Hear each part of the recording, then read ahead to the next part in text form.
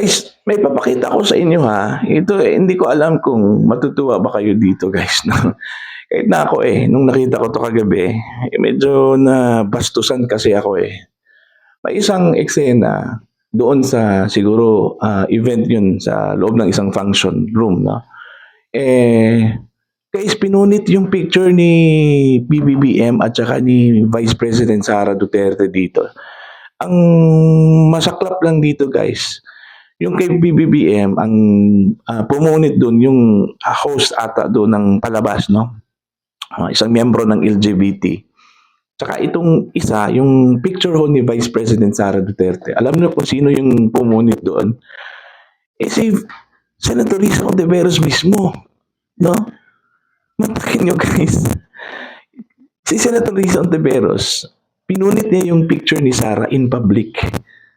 Okay, papakita ko to sa inyo. Ito yan. Ito. Yan. Palabas yan ng sa loob yan ng function room, no? May show ata doon. May event, no? Yan, pinunit yung dalawang picture. Nakadikit yun. Pinunit yung gitna. Tapos yung picture ni BBM, pinunit niya, no? No, yan. Yung isa, yung picture ni VP Sara, binigay niya doon sa kay Risa. Ayun po. O tingnan nyo. Pinunit niya guys. Grabe. Grabe. Napakawalang hiya naman itong si Senator Risa. Hindi niya walang kaabog-abog guys, no? Pinunit niya yung picture ni VP Sara. Alam niyo guys, kabastusan na yan no? Ang tingin ko dyan, kabastusan na talaga yan. Sabagay, naintindihan kung bakit ganyan yung ginawa ni Senator Risa guys. May hugot yan Alam nyo, may hugot yan. Kung maalala ho ninyo yung Senate hearing po, kung saan imbitado itong si VP Sara guys, napahiya itong si Senator Risa Ontiveros no? Napahiya ni Vice President Sara. Kaya nga siguro, nagkimkim ng galit yan. Tapos yun, nakakita ng pagkakataon, yun ang ginawa niya. No? So, indikasyon lang po ito na itong klaseng mga tao ito guys, yun yung klase ng politika nila. Kabastusan, no? Kabastusan. Senador ka, tapos ganyan ginawa mo sa sa public, no? Yung pangalawang pinakamataas na opisyal sa Pilipinas, yung kanyang picture pinunit mo. Akala siguro ni Senator Risa matutuwa yung tao no? Kamumuhian ka ng tao o ng mga tao, Senator Risa, sa ginagawa mo.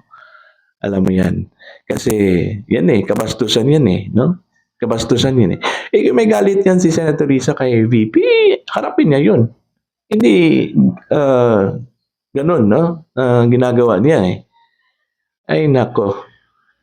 Siguro, yun yung mali, no? Yun yung mali So, kabastusan po ito guys, no? Indikasyon lang po ito na ito po yung klaseng politika po ni Senator Risa Ontiveros, no? Pumalag ng palikod, no?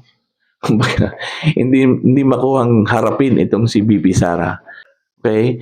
Picture ng VP ng Vice President yun Tapos yun ang ginawa mo, pinunit mo, di ba? Okay lang yung isa kasi civilian yun Wala yun. Pinunit niya yung picture ni PBBM. Pero ito, opisyal po ito ng bansa. Senador po ito. Tapos ganun yung asal guys. Ganun yung asal, parang asal kali yung ginawa niya no?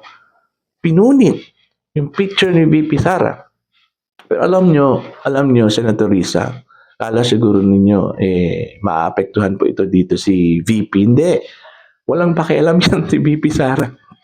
Pinakita ko lang sa inyo itong gaano kabastos po itong si Senator Risa Ontiveros po, no?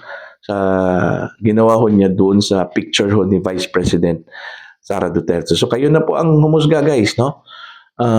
Kung karapat-dapat ba itong si Senator Risa Ontiveros sa suporta ho ninyo at karapat-dapat